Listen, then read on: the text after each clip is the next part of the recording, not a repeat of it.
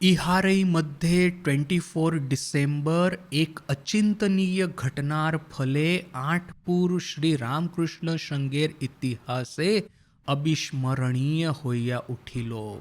इसी के बीच में 24 दिसंबर का दिन, 24 दिसंबर क्रिसमस ईव का दिन, एक अचिंतनीय घटना, एक यूनिक इवेंट की वजह से आठपुर, यह गांव है, वह रामकृष्ण संघ के इतिहास में अविस्मरणीय, अनफर्गेटेबल होकर के बन गया। संधार अनेक परे बाहिरे धुनी ज्वाल्या नक्षत्रो खचितो उज्ज्वल मुक्ताकाशेर निम्ने त्यागी श्री रामकृष्ण संतान वृंदो ध्याने निमग्न होइलेन। संध्या के अनेक बाद त्याग, ये जो घर के बाहर में एक जगह पे, वीरान जगह पे धुनी जला करके नक्षत्र खचित उज्ज्वल मुक्ताकाश, नक्षत्र खचित अर्थात नक्षत्र अर्थात कि ये तारे हैं, गैलेक्सीज है वगैरह, ये तो ये तारों से भरा हुआ उज्ज्वल मुक्त आकाश, मुक्त आकाश अर्थात कि ओपन स्काई। अब ये नाइट स्काई जो है वो उज्ज्वल कैसे होगा? तो नाइट स्काई ये जो तारों का जो प्रकाश है उससे झगमगा रहा है, तो ये तारों के प्रकाश से झगमगता हुआ ओपन स्काई, उसके नीचे में यह त्यागी श्री रामकृष्ण संतान वृंद, इन लोगों ने ध्यान में निमग्न हुए। जस्ट इमेजिन कि वैसे ही तो छोटा सा गांव है, वैसे ही तो वहाँ पे वो पॉपुलेशन बड़ी कम है, वहाँ पे ये लोग निर्जन एक जगह पे बैठे हैं, ऊपर में खुला आकाश है तारों से भरा हुआ, और नीचे में धुनी जलाई हुई है, और इस धुनी के चारों ओर यह गुरु भाई एक सर्कल में बैठे हुए हैं। कभी जब ध्यान कर रहे हैं, कभी शास्त्र चर्चा कर रहे हैं, कभी एक वार्तालाप कर रहे हैं। कितना सुंदर दृश्य। मैं जब रांची में काम करता था तो मुझे रांची में, वो तो ट्राइबल एरिया है, वहाँ पे पोल्यूशन है नहीं शहर का इतना ज़्यादा कुछ, तो शहर में यदि आप आकाश में देखेंगे ना, आपको तारे इतने सारे नहीं दिखेंगे क्योंकि एयर पोल्यूशन बहुत ज़्यादा होता है। किंतु ये ट्राइबल एरिया है, वहाँ पे चले जाए जहाँ पे ये व्हीकल्स बहुत कम होते हैं, वहाँ पे रात को आप आकाश देखेंगे तो इतना वो माने तारों से भरा हुआ दिखेगा कि आप आश्चर्यचकित हो जाएंगे कि क्या आकाश में इतने तारे भी है कि नहीं। तो मैं कभी कभी वहाँ ट्राइबल एरिया में रात को रुकता था, तो क्या होता था कि अभी सभी लोग तो जमीन पे बैठने को हैबिचुएटेड है ट्राइबल लोग, किंतु मैं तो साधु था, वहाँ शहर से गया था, तो मेरे लिए ये लोग बड़ा मेहनत करके कुर्सी का जुगाड़ करके रखते थे। ट्राइबल एरिया में तो छोटी छोटी कुटिया ही तो होती है ना, फर्नीचर के नाम पे बेचारों के पास में कुछ नहीं होता, बहुत ही डेस्परेटली पुअर लोग थे यह सब। तो अभी कुर्सी का जुगाड़ करना भी मुश्किल था, किंतु अभी मैं उनको पता था कि ये महाराज आज रात को रहने वाले हैं, तो फिर ये लोग मेरे लिए स्पेशल कुर्सी का जुगाड़ करके रखते थे। मुझे पहले ही पूछ लेते थे कि आप बकरा खाएंगे कि चिकन खाएंगे उस समय में यह सब नॉनवेज खाता था, तो ये पहले से ही वो सब वो नॉनवेज खाना वो ठीक करके रखेंगे, बढ़िया सा चाय बना करके रखेंगे, मुझे चाय पीना अच्छा लगता है, सबको पता है। तो वहाँ पे रात को मेरे लिए कुर्सी लगाया है और वो वहाँ पे इस तरह से धुनी जलाया है, क्योंकि क्या है कि रात को बहुत ठंड लगता है। वैसे ही तो हिली एरिया है, और ये मैं जो बात बता रहा हूँ वो दिसंबर के महीने की है, बहुत ही ठंड हो जाती है वहाँ पे। मैं ऐसा स्वेटर पहन करके भी, शॉल पहन ओढ़ करके भी वहाँ पे बैठता हूँ, फिर भी मुझे ठंड लगता है। और ये ट्राइबल लोग बिना किसी शर्ट के वहाँ पे बैठे हुए हैं, विच इज़ वेरी सरप्राइजिंग। किंतु क्या है, अभी उनका फिजिकल स्ट्रक्चर, और हम लोग शहर में बड़े हुए हैं, हम लोग ये थोड़े से क्या कहेंगे डेलिकेट है उनकी कंपेयर में, तो मुझे ये स्वेटर भी पहनना पड़ता था, शॉल भी ओढ़नी पड़ती थी, और फिर ये हाथ में ये गर्म चाय का कप है, और मैं कुर्सी पे बैठा हूँ, यहाँ सामने वो धुनी जल रही है और सब ट्राइबल लोग उसके आसपास में बैठे हैं। वे लोग बात कर रहे हैं, मैं चुपचाप बैठा हूँ, मैं आकाश देख रहा हूँ, तारे गिन रहा हूँ। मैं शहर में रहता हूँ, शहर में बड़ा हुआ हूँ, मैंने कभी भी इतने तारे आकाश में नहीं देखे जितने उस समय मुझे दिखते थे। तो और ये जो आप ये लकड़ी जलाते हैं ना, तो लकड़ी के स्पार्क्स होते हैं, तो ये स्पार्क्स जो होते हैं ना धीरे धीरे करके वो आकाश में उड़ते हैं। तो आप ऊपर में देखेंगे ना, कभी कभी आप कंफ्यूज हो जाएंगे कि आप तारे के सामने देख रहे हैं कि वो जो स्पार्क्स उड़ रहे हैं उसके सामने देख रहे हैं। ऑब्वियसली पता तो चल ही जाएगा कि ये स्पार्क है वो उड़ रहे हैं, तबकि तारे स्थिर है। किंतु दैट वाज ए मेस्मेराइजिंग सीन। तो वो सीन मुझे पक्का मेरी मेमोरी में फिट बैठा हुआ है। तो यहाँ पे भी यह जो एक ही सेंटेंस है, देखिए कितना सुंदर, कि धुनी जला करके नक्षत्र खचित उज्ज्वल मुक्ताकाश के नीचे में त्यागी रामकृष्ण संतान वृंद ध्यान में निमग्न हुए। ध्यानांते ताहारा ईश्वर आलोचनाए रतो आछेन एमन समय नरेंद्रनाथ क्रमे जीशु ख्रिस्टेर त्याग तपस्या पूत अपूर्व जीवन कथा प्राण स्पर्शी भाषाए आद्योपांत अनर्गल बोलिया जायते लागी लेन। ध्यान जब समाप्त हुआ, ध्यान के अंत में ध्यानांते वह लोग ईश्वर आलोचना में रत थे, मग्न थे। उस समय नरेंद्रनाथ धीरे धीरे करके यीशु ख्रिस्ट का त्याग और तपस्या पुत अपूर्व जीवन कथा प्राण स्पर्शी भाषा में पहले से आखिर तक, आद्योपांत पहले से आखिर तक, अनर्गल एंड माने विदाउट इंटरप्शन बोलने लगे। अब देखिए कि अगेन हम लोगों का एक तरह का प्रेजुडाइज होता है। मैं ट्राइबल एरिया में काम करता था, तो मैं देखता था कि ये क्रिश्चियन मिशनरीज वहाँ पे कितना प्रवेश कर गए हैं। किंतु देखिए कि वे लोगों की भी तो एक तपस्या है ना। हम साधु यानी कि, या तो फिर मैं कहूँगा कि ये हिंदू समाज इन जनरल ट्राइबल लोगों को जैसे कि एबेंडोन कर दिया है, उन लोगों को अपने नसीब पे छोड़ दिया है। तब कहीं अब ये क्रिश्चियन लोग जाएंगे, उनको कन्वर्ट करेंगे, थोड़ा बहुत हेल्प करेंगे, तो उसमें गलती किसकी है? उनकी है ना कि हमारी है? हम लोग अपने भाइयों की संभाल नहीं रखते बोल करके ही तो वे लोग यह सब करने में सक्षम हुए हैं ना। तो दैट इज़ वन थिंग। वो अपना एक प्रेजुडाइज साइड पे रख दे यदि, तो यहाँ पे एक सुंदर दृश्य कि जीसस का लाइफ थोड़ा बहुत तो स्टडी किया है मैंने, और क्रिश्चियनिटी का हिस्ट्री जो है वो भी मैंने स्टडी किया है। तो मैंने हमेशा यह पाया है कि अर्ली क्रिश्चियनिटी है वो त्याग तपस्या और ये सेक्रीफाइस में उनका मतलब दूसरी मिसाल मिलना मुश्किल है। एक बार जब क्रिश्चियन कम्युनिटीज फॉर्म होना शुरू हो गई, और उसके बाद में ये जो रोमन एम्पेरर था, एक के बाद एक जितने भी पागल रोमन एम्पेरर आते गए, उन्होंने सोचा कि ये अपने राज्य में जितना भी यह केओस चल रहा है, जितना भी डिस्टर्बेंस चल रहा है, सबके लिए ये क्रिश्चियन जो है उनको रिस्पॉन्सिबल बना दो और फिर उनको जिंदा स्टेक के ऊपर में जला दो। तो इन लोगों को पकड़ पकड़ करके ले जाते थे एरिना, अर्थात कि एक सर्कस जैसा होता है, बहुत सारे लोग वहाँ पे बैठे हैं, और उन लोगों का मेंटालिटी ही इस तरह का था कि किसी को मारेंगे, टॉर्चर करेंगे, जिंदा जलाएंगे, तो लोगों को बड़ा एंटरटेनमेंट मिलता था। तो लोगों के एंटरटेनमेंट के लिए तो ये सब क्रिश्चियन लोगों को पकड़ के ले आते, एक ओर से ये क्रिश्चियन लोगों को प्रवेश करवाते हैं एरिना में, और दूसरी ओर से ये सिंह है, ये बियर है, ये शेर है, इस तरह के हिंसक प्राणियों को छोड़ेंगे, और फिर यह क्रिश्चियन लोग दौड़ेंगे और ये हिंसक प्राणी उनका शिकार करेंगे। इस तरह का एंटरटेनमेंट चलता था। तो लोगों को खुश रखने के लिए ये जो रोमन एम्पेरर थे, वे लोग क्रिश्चियन लोगों पे इस तरह का अत्याचार करते थे। इसके बावजूद जबकि उनको कहा जाता कि आप लोग जीसस को renounce Jesus and worship the emperor, ये एम्पेरर है उसकी पूजा करो, जीसस को छोड़ दो, तो ये लोग स्वीकार नहीं करेंगे। नहीं, एम्पेरर तो मनुष्य है, मनुष्य की पूजा नहीं होती, पूजा ईश्वर और ईश्वर के संतान की ही होती है। सो दैट इज देयर, माने भीतर में से ऐसी अग्नि शिखा की तरह, प्रज्वलित धुनी की तरह उन लोगों में ये जो फेद था, दैट इज व्हाट कि later on Christianity became such A dominant and successful world religion. तो हम हिंदुओं में भी एक प्रचंड धधकती हुई ये श्रद्धा, ये पेट्रियोटिज्म, ये एक दूसरे के प्रति सहानुभूति, ये जब तक हम लोगों में नहीं आएगा, ये ऊंची जात का है, न कि ये नीची जात का है, ये इस कास्ट का है न कि उस कास्ट का है, ये इस राज्य का है न कि उस राज्य का है, वह सब चीज़ों से हमको क्या लेना देना है।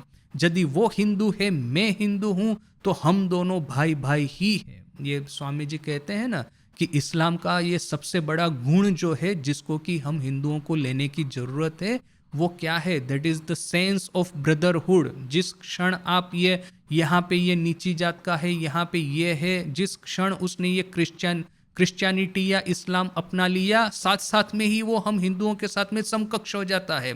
जो नीची जाति के जिस आदमी को हम अपने घर में नहीं आने देते थे, जिस क्षण उसने क्रिश्चियनिटी या इस्लाम अपनाया, हम उसको अपने घर में बुला लेंगे। क्यों? क्योंकि क्रिश्चियन या मुस्लिम जो है वे लोग नीची कास्ट के अभी नहीं रहे। तो स्वामी जी कहते हैं ये किस तरह का पागलपन है? उस आदमी को, बेचारे को, आपका समकक्ष होने के लिए अपना धर्म परिवर्तन करना पड़ता है। ये किस तरह का पागलपन हिंदुओं में घुस गया है। तो यहाँ पे भी यह जो ये मिशनरी रिलीजन जो होते हैं और ये जो ट्रेडिशनल रिलीजन जो होते हैं, इनमें यह फर्क होता है। आज देखेंगे कि दुनिया में दो ट्रेडिशनल रिलीजन है, इस अर्थ में कि इस रिलीजन में पार्टिसिपेट करने के लिए आपको यूजुअली उस धर्म में जन्म ग्रहण करना होगा। तो एक है जुडाइज्म, दूसरा है हिंदुइज्म। यह दोनों traditional religion non missionary religion है। तो यह एक हो गए। दूसरा हो गया मिशनरी रिलीजन, वो प्रारंभ हुआ था बुद्धिज्म से। यही हिंदुइज्म का ही एक डिस्टेंट ऑफशूट, यही बुद्धिज्म। स्वामी जी कहते हैं ना कि Buddhism is a rebel child of Hinduism and Christianity is a distant offshoot. तो ये रेबेल चाइल्ड ऑफ हिंदुइज्म, ये बुद्धिस्ट लोगों ने गांव गांव, शहर शहर, देश विदेश जाकर के लोगों को कहा कि भगवान बुद्ध को अपनाइए, निर्वाण को अपनाइए। सो बुद्धम शरणम गच्छामि, धम्मम शरणम गच्छामि, संघम शरणम गच्छामि। तो इस तरह से बुद्धिज्म जहाँ जहाँ पे भी जाता है लोगों को इक्वल बना करके ये ब्रदरहुड का मैसेज फैलाता है। Similarly Christianity is a missionary religion, similarly Islam is a missionary religion, कि वहाँ पे ये लोग एक्टिवली जाकर के धर्म प्रचार करते हैं, एक्टिवली जाकर के लोगों को कन्वर्ट करने के लिए इंस्पायर करते हैं। तो स्वामी जी कहते हैं कि मेरे जीवन का आदर्श है कि मुझे हिंदुइज्म को एक अग्रेसिव मिशनरी रिलीजन बनाना है। हिंदुइज्म में आपने जन्म लिया, ये नीची कास्ट का, ये ऊंची कास्ट का, ये इस कास्ट का, ये उस कास्ट का, ये जेंडर डिस्क्रिमिनेशन, ये लैंग्वेज डिस्क्रिमिनेशन, ये माने जियोग्राफिकल डिस्क्रिमिनेशन, ये बंगाली है, गुजराती है, ये तेलुगु है, ये हिंदी है, यह जो जितने भी डिस्क्रिमिनेशन है, we have to do away with it. We have to make Hinduism aggressively missionary religion. हमको अग्रेसिवली जाकर के प्रीच करना है। स्वामी जी क्या कहते हैं? India must conquer the world but not with the military power but with the power of spirituality. तो this spiritual power से दुनिया को कॉन्कर करना, दैट इज हम लोगों का उद्देश्य है। तो यहाँ पे जब स्वामी जी धीरे धीरे करके जीसस के बारे में, जीसस का जो पवित्र तपस्यामय उनका जीवन था, इसके अलावा देखिए भारत में तपस्या की कोई कमी नहीं है। आपको गांव गांव, शहर शहर, घर घर में तपस्वी साधु संत देखने को मिल जाएंगे। जीसस कोई, उन्होंने इन लोगों के सबसे ज़्यादा आ जा करके कुछ ऐसा नहीं किया। किंतु जो क्रिश्चियनिटी का जो यूनिकनेस है, दिस इज अग्रेसिव मिशनरी जिल, ये अग्रेसिव प्रीचिंग जिल, जो कि हम हिंदुओं में नहीं है। हम हिंदू, यदि हम पे अत्याचार करने को कोई आएगा तो हम लोग साथ में मिलकर के सामना नहीं कर पाएंगे। हम लोग सोचेंगे अरे वो उस कास्ट के ऊपर अत्याचार कर रहा है, उससे मुझे क्या है। फिर दूसरे पे अत्याचार करेगा वो आक्रमणकारी, तो हम सोचेंगे कि उस कास्ट के साथ में कर रहा है, मेरे क्या है उससे। फिर जब किंतु वे लोग मेरे पे आक्रमण करने को आएंगे तो मुझे कोई सहाय करने को नहीं आएगा। यानी कि हम लोग सब इतना बटे हुए हैं।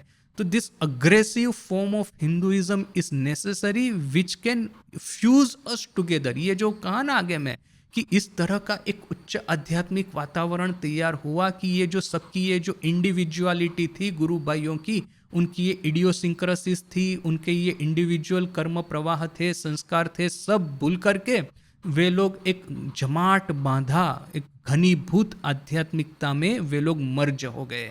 सो हम लोगों के भी ये caste difference, gender discrimination, geographical discrimination, language differences, यह सब भूल करके हम सब हिंदू एक ब्रदरहुड के भाव से इकट्ठा हो, we can fuse our identity together, patriotism इतना स्ट्रांग हो, that is what aggressive Hinduism requires. तो यहाँ पे भी कि जिस तरह से नरेन ने जीसस के त्याग और तपस्या पूर्ण अपूर्व जीवन की कथा प्राण स्पर्शी भाषा में पहले से आखिर तक बोलने लगे, तो वैसे ही सभी गुरु भाइयों के मन में भी यह जागृत हो गया कि किस तरह से हमको भी ये हिंदुइज्म को इस तरह से आगे बढ़ाना है। তারপর সেন্ট পল হইতে আরম্ভ করিয়া বিভিন্ন ত্যাগী শিষ্যদের অক্লান্ত পরিশ্রম ও আত্মবিসর্জনের ফলে কি রূপে খ্রিস্ট ধর্ম ও খ্রিস্ট সম্প্রদায় প্রচারিত ও প্রসারিত হইল, তাহার ইতিহাস বর্ণনা করিয়া তিনি গুরু ভ্রাতাদিগকে এক ত্যাগৈশ্বর্য মণ্ডিত প্রেরণাময় নবীন রাজ্যে লইয়া গেলেন এবং সকলের নিকট সাগ্রহ আবেদন জানাইলেন, তাহারাও যেন যীশু খ্রিস্ট ও তদীয় শিষ্যবৃন্দের न्याय पवित्र जीवन गठन पूर्वक उहा जगत कल्याणे उत्सर्ग करीते पारे। पूरा एक पैराग्राफ एक सेंटेंस में। तो पहले तो जीसस का खुद का लाइफ है, वो स्वामी जी ने बताया कि किस तरह से उनका लाइफ त्याग तपस्या से पूर्ण था। किंतु this is nothing unique. Bharat में आप गांव गांव शहर शहर घर घर आपको त्यागी तपस्वी और साधक मिल जाएंगे। किंतु क्रिश्चियनिटी का जो यूनिकनेस है वो जीसस की क्रूसिफिकेशन के बाद में प्रारंभ होता है। क्या कहते हैं गंभीरानंद जी, जीसस के बाद में सेंट पोल से प्रारंभ करके विभिन्न त्यागी शिष्यों के यानी जीसस के एपोस्टल के अक्लांत परिश्रम और आत्मविसर्जन के परिणाम स्वरूप फल स्वरूप किस तरह क्रिश्चियनिटी और क्रिश्चियन संप्रदाय प्रचारित और प्रसारित होने लगा, उसका इतिहास वर्णना करके स्वामी जी गुरु भ्राताओं को एक त्यागैश्वर्य त्याग रूपी ऐश्वर्य मंडित प्रेरणामय नवीन राज्य में ले गए और सबके सामने आग्रह पूर्वक निवेदन किया कि वे लोग भी जैसे कि वे लोग भी यीशु ख्रिस्ट और उसके शिष्य वृंद यानी जीसस और उनके एपोस्टल उनकी तरह पवित्र जीवन गठन करके जगत कल्याण में इस पवित्र जीवन को उत्सर्गित करें। सेंटेंस लंबा है किंतु भाव जो है उसका बड़ा सिंपल है। स्वामी जी के जीवन का यह ड्रीम था कि हिंदुइज्म को भी जो कि आज स्टेटिक बना हुआ है, एक ट्रेडिशनलिस्ट बना हुआ है, भूतकाल में रहता है, उसमें से इसको निकाल करके एक अग्रेसिव मिशनरी रिलीजन बनाए। और अग्रेसिव मिशनरी होने के लिए हमको तो सबसे पहले अपना घर ठीक करना होगा। तो यहाँ पे स्वामी जी क्या कहते हैं कि शिष्यों को कहा कि तुम लोग पवित्र जीवन गठन करो और इस पवित्र जीवन को फिर गठन करके बिल्डअप करके आपका कैरेक्टर आपकी स्पिरिचुअलिटी उसको बिल्डअप करके देन इसको आप एक लार्जर पर्पस के लिए सेक्रीफाइस करो। तो जिस तरह से एक इंडिविजुअल को ये बात करनी है कि इंडिविजुअल को अपना कैरेक्टर फॉर्म करके उसको लार्जर पर्पस के लिए सेक्रीफाइस करना है, तो वैसे ही स्वामी जी कहते हैं ना, वो एक लड़का स्वामी जी के पास में साधु होने को आया तो स्वामी जी कहते हैं कि बुद्ध के पास में तो त्याग करने के लिए राज्य था, तुम्हारे पास में त्याग करने के लिए है क्या कि तुम त्याग करके साधु बनोगे? पहले तो त्याग करने के लिए कुछ अर्जन करो, उसके बाद में साधु बनो। तो यहाँ पे भी ये बात मैंने रांची में बहुत महसूस की। मैं सोचता था कि मैं ट्राइबल लोगों को हेल्प करूँगा, किंतु हर समय मैं अपनी ही ओर देख करके मैं थोड़ा डर जाता था कि ऐसा मेरा कौन सा स्किल सेट है, न कि ऐसा कौन सा मेरा पर्सनालिटी स्ट्रेंथ है कि मैं इन लोगों को हेल्प कर पाऊंगा। जो कुछ भी है वो रामकृष्ण मिशन मेरे पीछे में खड़ा है बोल करके ही तो मैं थोड़ा बहुत कर पा रहा हूँ। तो प्रत्येक क्षण मुझे मेरी ये जो क्या कहेंगे कि लैक ऑफ एबिलिटी मुझे पल पल महसूस होती थी। तो हियर ऑल्सो एक हमको एक संपूर्ण रूप से अपना चरित्र बनाएंगे नहीं तो फिर आप लोगों के लिए कल्याण के लिए क्या उत्सर्गित करेंगे? तो वो तो एक बात है। दूसरा कि यदि अग्रेसिव हिंदुइज्म को फॉर्म करना है जो कि पूरे विश्व में फैल करके देश विदेश जाकर के लोगों को कहे कि हिंदू धर्म के ये योग और वेदांत रूपी ये जो उच्च आदर्श है अपने जीवन में उसको ढालिए, अपने जीवन में इसको अपनाइए और जीवन को इसके अनुसार ढालिए। वो कहने से पहले तो अपना खुद का घर अपने को ठीक करना होगा। भारत में ही ये जो डिवीजन है हम लोगों के भीतर में वैमनस्य है हम एक दूसरे के प्रति, उसको तो खत्म करना होगा। जितने भी जाति प्रजाति, जितने भी कास्ट है, जितने भी ये समाज संप्रदाय है, उन सबको तो एक पेडेस्टल पे इक्वालिटी देनी होगी। तब इस तरह से अपना घर हिंदुओं को ठीक करना होगा, तब तो कहीं जाकर के आप विदेश में जाकर के अपने को प्रीच करेंगे। वरना देखिए ये जितने भी अमेरिकन यूरोपियन आते हैं भारत में, एक कैमरा लेकर के स्लम एरिया में जाते हैं, और फिर ये जो स्लम में ये जो नंगे बच्चे घूमते रहते हैं, खेलते रहते हैं कादव में, कीचड़ में, उनके फोटो लेकर के वो हमें वहाँ के बड़े बड़े न्यूज़पेपर में, मैगजीन में आर्टिकल लिखते हैं कि हाउ डर्टी हिंदूज आर। तो फिर उसको देख करके हमको गुस्सा भी बहुत आ जाता है कि कहाँ हिंदू लोगों का ये इतना सुंदर सिविलाइजेशन, भव्य प्राचीन सिविलाइजेशन है, ये अपना इतना हाई मैंने फिलोसॉफिकल रिलीजन है, ये अपनी ये जो सक्सेस स्टोरीज है, इसरो है वगैरह वगैरह, वो नहीं देख करके स्लम में जाकर के वो नंगे बच्चों के पिक्चर लेता है और उसको प्रोपेगेट करता है। तो मैं कहता हूं कि इस तरह से वो विदेशियों पे गुस्सा करने से क्या लाभ है। आप खुद जाइए स्लम एरिया में, आप खुद जाइए, बच्चों को हेल्प कीजिए। उनको यदि आप अपने खुद के पेडेस्टल पे लेकर के नहीं आएंगे तो विदेशियों को ये कहना कि भारत में आकर के पॉवर्टी जो है, पॉवर्टी टूरिज्म, मैंने रिसेंटली एक आर्टिकल पढ़ा था, दिल्ली में ये पॉवर्टी टूरिज्म चलता है। कुछ कुछ ये टूर गाइड होते हैं, ये अमेरिकन लोग, धनी अमेरिकन जो होता है ना, धनी यूरोपियन, वे लोग इस तरह के टूर गाइड का कांटेक्ट करते हैं कि हमको पॉवर्टी देखनी है, पॉवर्टी देखने के लिए ले जाओ। क्योंकि क्या है, इन लोगों के पास में इतना रुपया है कि ये बड़ी से बड़ी होटल जो बुर्ज खलीफा 7 स्टार होटल, फिर ये यदि रिजॉर्ट में पिकनिक करने के लिए जाना है तो स्विट्जरलैंड जाएंगे, वो ये सब करेंगे, सर्फिंग करेंगे हवाई जा करके, यानी कि लग्जरी का तो चरम सीमा उन्होंने देख लिया। तो भारत में क्यों आएंगे? तो भारत में वो पॉवर्टी देखने के लिए आएंगे। तो ये पॉवर्टी टूरिज्म, तो ये कुछ कुछ टूर गाइड रहते हैं, वे लोग ये अमेरिकन और यूरोपियन धनपति जो होते हैं, उन लोगों को दिल्ली के स्लम में लेके जाएंगे, और ये नंगे बच्चे हैं, वो गरीब है, वो जो कादो कीचड़ में खेल रहे हैं, वो ऐसे लोगों को जाकर के मिलाएंगे। और ये धनी लोग भी उन लोगों के साथ में फोटो लेकर के बड़ा ही आनंद करेंगे कि हाँ, हमने ये थर्ड वर्ल्ड में जाकर के ये नेटिव किस तरह से रहते हैं वो देखा।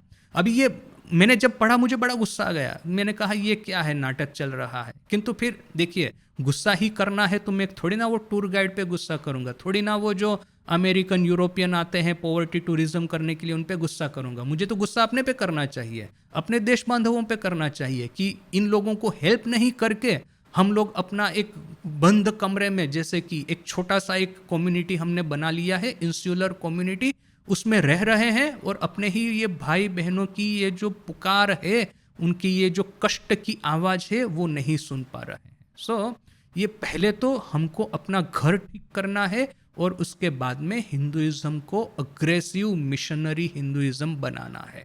सो this is one of this turning point in Ramakrishna mission.